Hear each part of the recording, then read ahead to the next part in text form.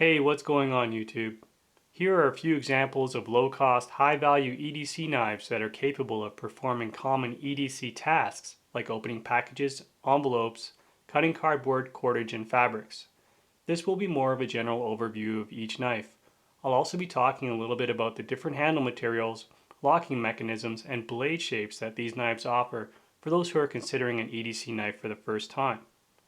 These knives range in price between $10 and $40, and if you'd like more information on any of these knives or want to share your thoughts on other great EDC knives in this price range, feel free to leave it in the comments section. Alright, so first up is the very popular Spyderco Tenacious. You can pick this knife up for around $40. This is a manual opener that uses a thumb hole to deploy the blade.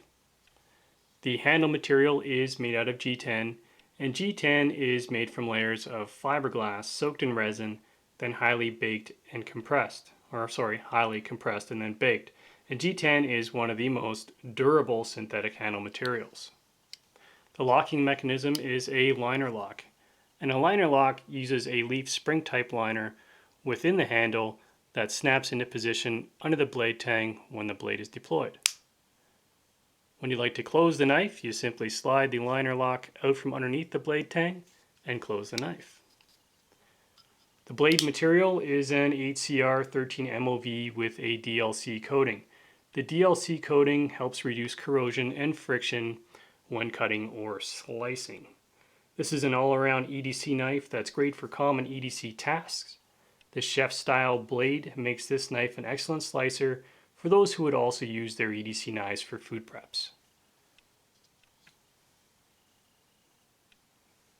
Alright, so next up is the Kershaw Freefall. You can pick this knife up for around $30. This is an assisted flipper. An assisted opener uses an internal mechanism to finish opening the blade once the blade has been partially opened. In this case, pressing in or flicking the raised flipper trigger here deploys the blade. The handle material is made out of FRN. FRN is an injection molded fiberglass reinforced with nylon. FRN feels a little more like plastic. It's not as strong or rigid as G10, but it's still very durable and a little lighter than G10. The locking mechanism on this knife is a liner lock. The blade shape and material is an HCR 13 MOV modified tanto with a stone-washed finish. So besides common EDC tasks, this modified tanto would also be good for light to medium drilling applications, piercing and puncturing, scraping and chiseling, and it would also be good for draw cuts with the sub point or sub tip here. So if you're looking to add a little extra utility to your EDC knife, a modified tanto or something like this might be a good option for you. Next up is the Buck Bantam 285. You can pick this knife up for around $15. The first thing you'll notice is that there is a grip mod.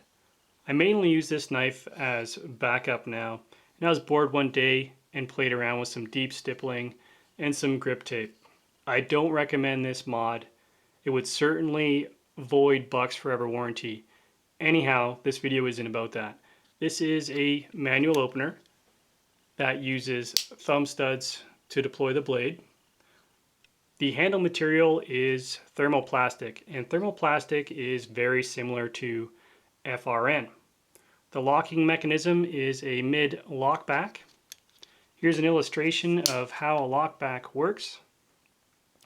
There is a spring-loaded lock bar that runs down the back of the knife with a tooth at the end, and the tooth fits into a channel at the end of the blade tang, making this one of the strongest, most reliable locking mechanisms. The blade material and finish is a 420 HC drop point design.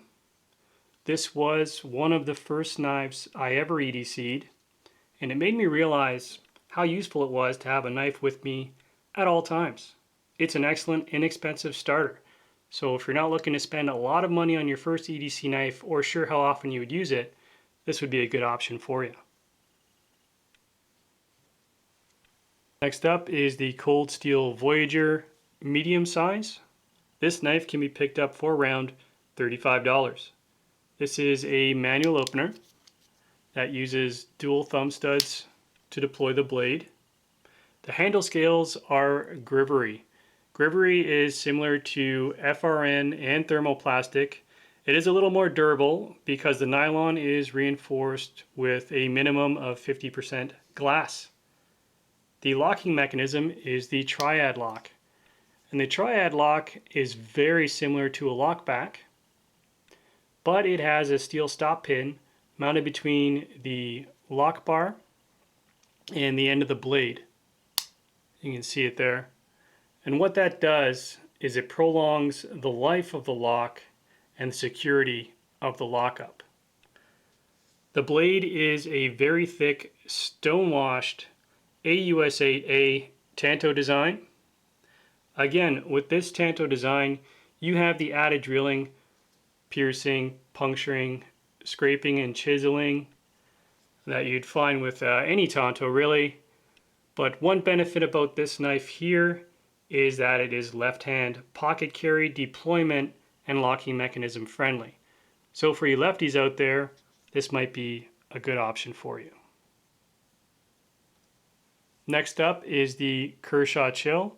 You can pick this knife up for around $30. This is a manual flipper. What a manual flipper is you need to use a little wrist action while pressing in on the flipper trigger to deploy the blade. The handle material is G10. The locking mechanism is a liner lock. The blade material is a bead blasted HCR 13 MOV with a very narrow drop point and very fine tip. So besides your common EDC tasks, this thinner narrow blade and pin size tip would be very useful for smaller spaces, intricate tasks, and detailed tip use. Next up is the Kershaw Cryo. You can pick this knife up for around $30. This is an assisted flipper.